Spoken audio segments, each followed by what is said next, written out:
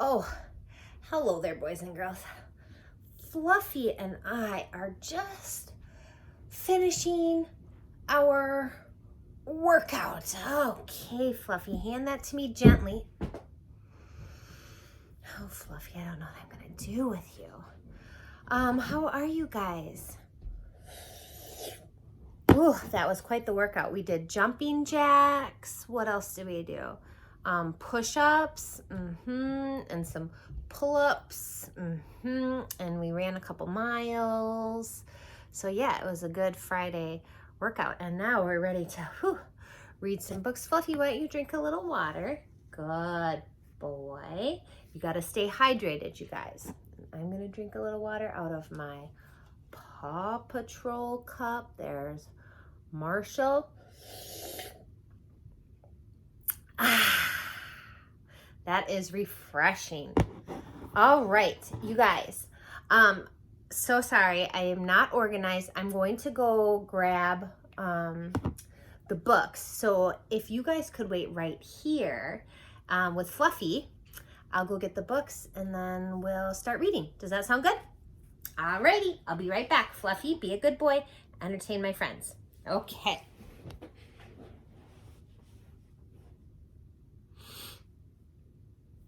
It'll just take a second.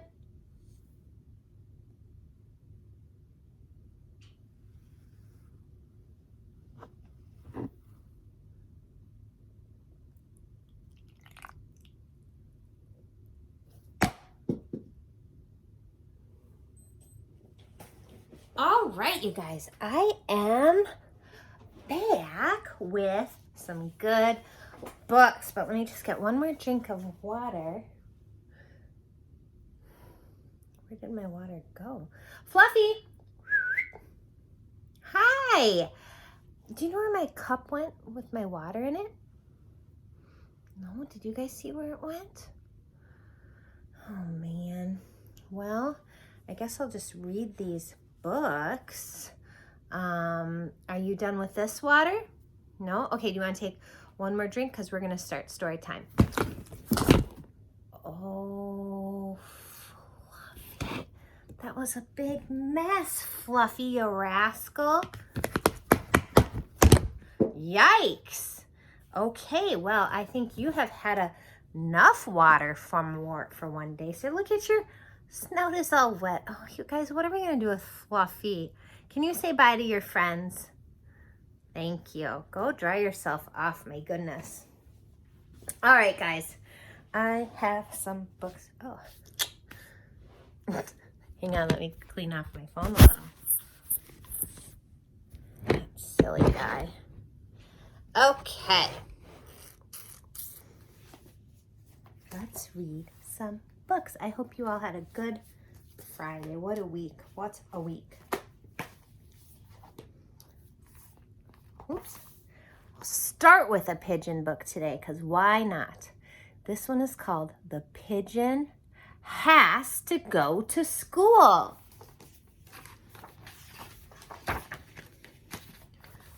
Wait, don't read that title. The Pigeon Has to Go to School. Too late. Rats. Why do I have to go to school? I already know everything. Go on, ask me a question. Any question. Can you guys think of a good question for the pigeon? Maybe we could ask the pigeon, what is 3 plus 3?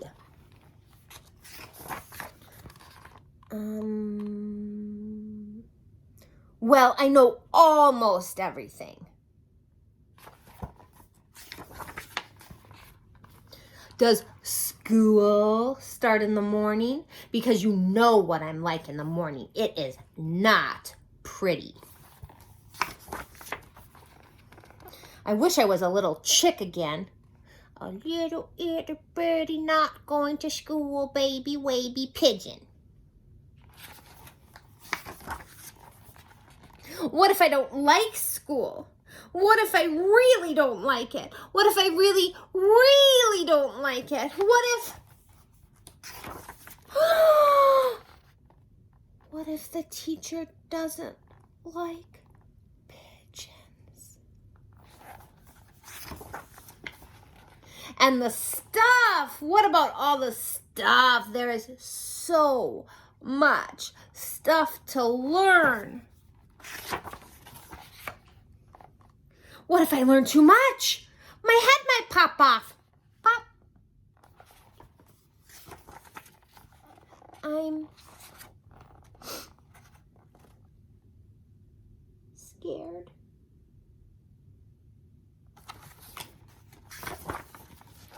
What will happen at school? What if there is math or numbers? Why does the alphabet have so many letters? Reading can be hard with one big eye. What about lunch?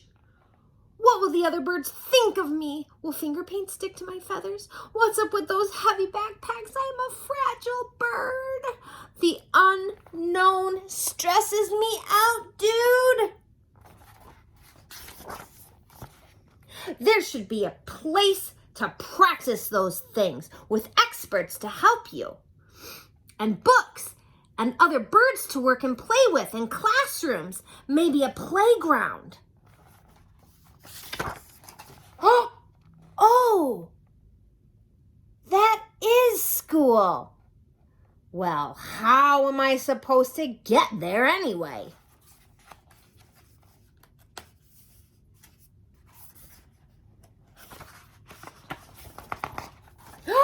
What? You know the pigeon likes buses, guys.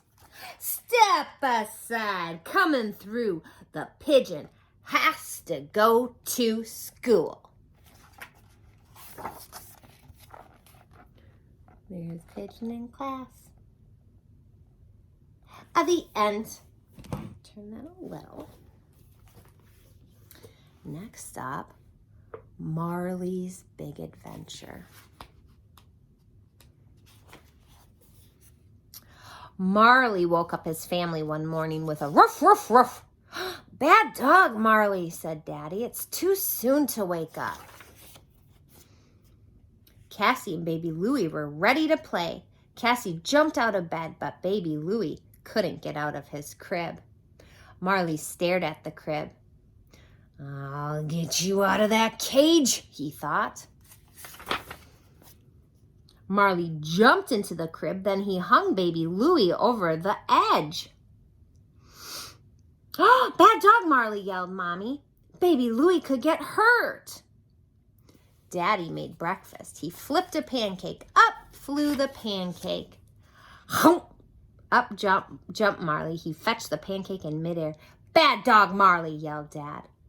Run and get dressed so we can go to the playground, Mommy said to Cassie. Marley ran to the kids' room. He pulled all the clothes from all the drawers. Bad dog, Marley, yelled Cassie. Mommy put Marley outside. We need a break, she said. Marley howled. Oh! It was a sad sound. Maybe they don't love me now, he thought. Marley began to dig. He dug until he could slip under the fence. Then Marley ran away. He ran past the school, the library, and the park. He ran far away from everything and everyone he loved. After a while, Cassie went to get Marley. Oh no, she cried. Marley is gone. Why did he run away? Asked Cassie. Doesn't he know we love him? Mommy hugged Cassie. We'll find him, she said. We'll tell him we love him.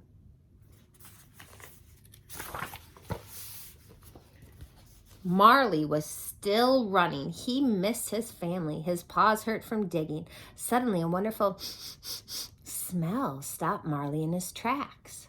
It smelled better than dog chow, better than a bone, better than baby Louie's sticky face. Ho, ho, well, hello there, said the man in the shop. Welcome to my bakery.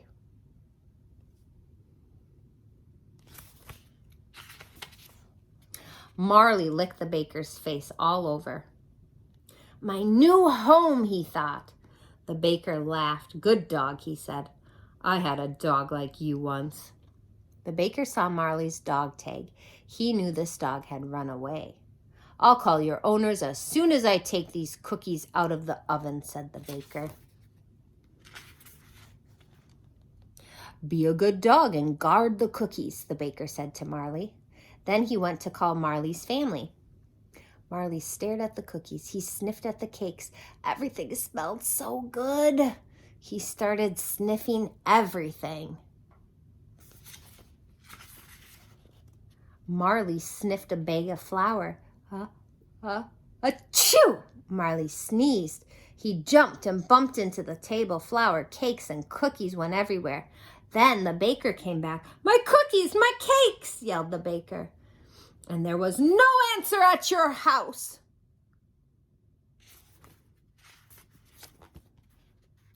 Marley gently set a cookie at the baker's feet. The baker scratched Marley's ears. You didn't mean to make a mess, he said kindly. Just then Marley's family ran by. They'd looked all over for Marley. Look at that mess, said Mommy. Suddenly they all stopped. They knew what that meant. Marley, they shouted. Only Marley could be responsible for such a mess. Mommy, Daddy, Cassie, and Baby Louie ran inside the bakery and found their dog at last. We love you even if we yell, Mommy said. We love you even if you make a mess at our house, said Daddy. End of my bakery, said the baker. Everyone helped the baker clean up. Marley wagged his tail so hard he knocked over a chair. He wanted to help too. Look, cried Cassie. Marley's cleaning up all the broken cookies. Careful, Marley, you're going to have a tummy ache. Ruff, ruff, ruff. I know what that means, said Cassie. And we love you too, Marley. The end. Let's see. This one is called Whoever You Are by Mem Fox.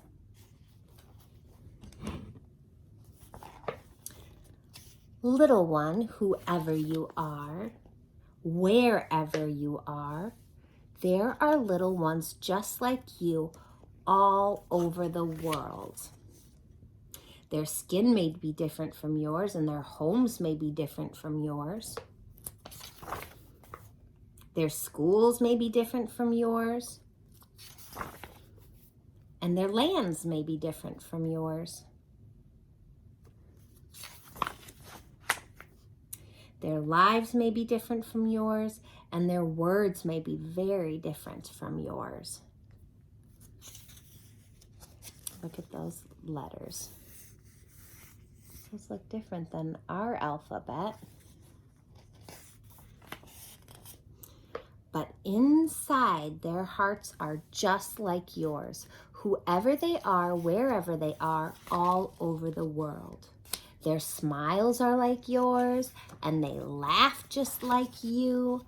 Their hurts are like yours, and they cry like you too. Whoever they are, wherever they are, all over the world.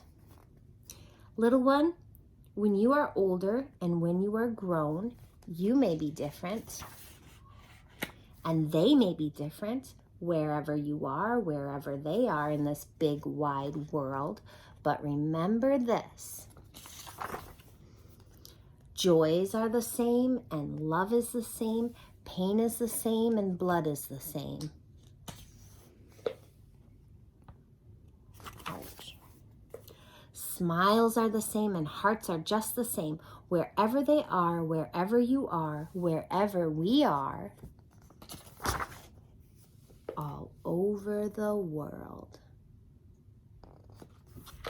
The end.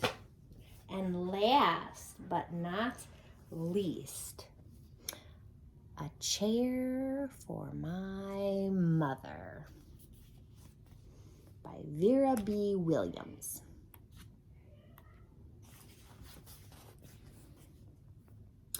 My mother works as a waitress in the Blue Tile Diner. After school, sometimes I go to meet her there. Then her boss, Josephine, gives me a job to do. I wash the salts and peppers and fill the ketchups. One time I peeled all the onions for the onion soup. When I finished, Josephine says, "Good work, honey," and pays me. And every time I put half of my money into the jar. Here's the jar. It takes a long time to fill a jar this big. Every day when my mother comes home from work, I take down the jar. My mama empties all her change from tips out of her purse for me to count.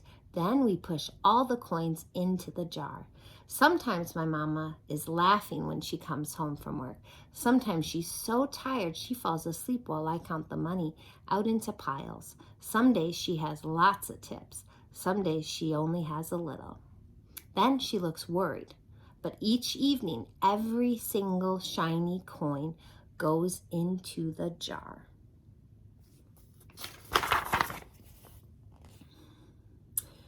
We sit in the kitchen to count the tips. Usually Grandma sits with us too.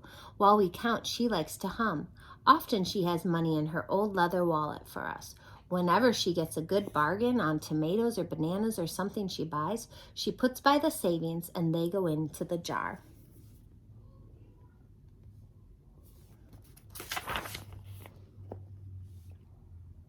When we can't get a single other coin into the jar, we are going to take all that money out and go and buy a chair.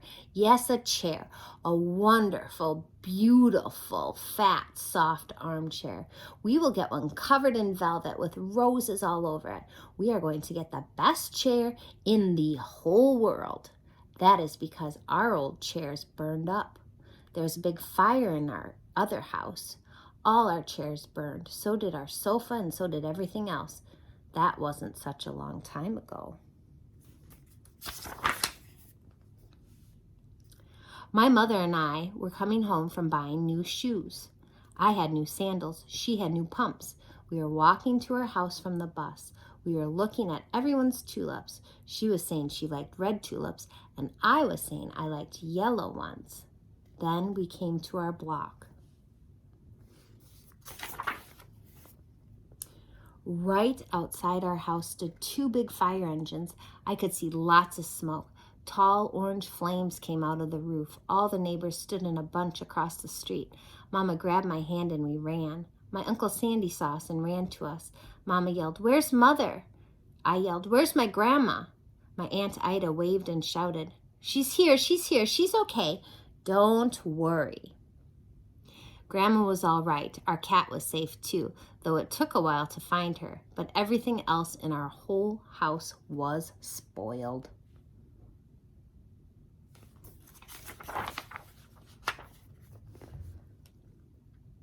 What was left of the house was turned to charcoal and ashes. We went to stay with my mother's sister, Aunt Ida, and Uncle Sandy. Then we were able to move into the apartment downstairs. We painted the walls yellow. The floors were all shiny, but the rooms were very empty.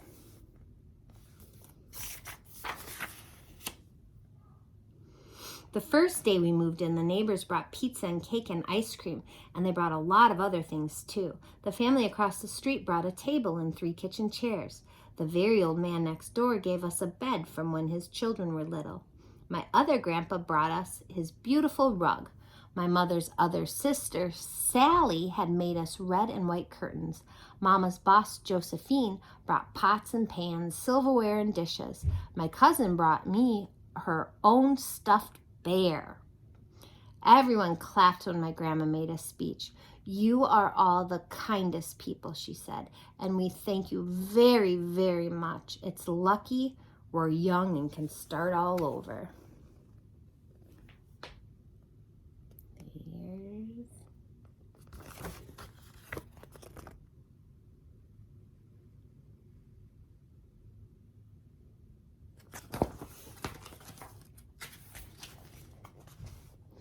That was last year, but we still have no sofa and no big chairs. When Mama comes home, her feet hurt. There's no good place for me to take a load off my feet, she says. When Grandma wants to sit back and hum and cut up potatoes, she has to get as comfortable as she can on a hard kitchen chair. So that is how come Mama brought home the biggest jar she could find at the diner, and all the coins started to go into the jar. Now the jar is too heavy for me to lift down. Uncle Sandy gave me a quarter. He had to boost me up so I could put it in. Whoa, that looks full. After supper, Mama and Grandma and I stood in front of the jar. Well, I never would have believed it, but I guess it's full, Mama said. My mother brought home little paper wrappers for the nickels and dimes and the quarters. I counted them all out and wrapped them all up. On my Mother's Day off, we took all the coins to the bank. The bank exchanged them for $10 bills. Then we took the bus downtown to shop for our chair.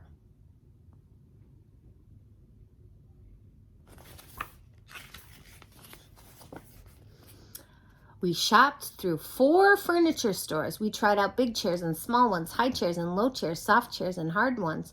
Grandma said she felt like Goldilocks and the 3 bears trying out all the chairs.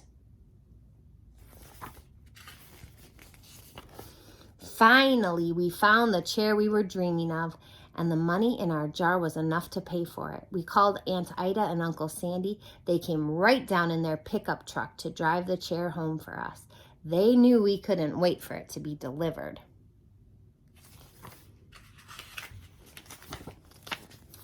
I tried out the chair in the back of the truck. Mama wouldn't let me sit there while we drove, because you got to sit in your car seat, right, guys?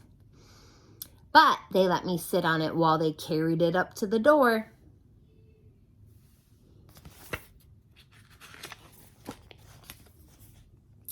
We set the chair right beside the window with the red and white curtains. Grandma and Mama and I sat in it while Aunt Ida took our picture. Now Grandma sits in it and talks with people going by in the daytime. Mama sits down and watches the news on the TV when she comes home from her job. After supper, I sit with her, and she can reach right up and turn out the light if I fall asleep in her lap.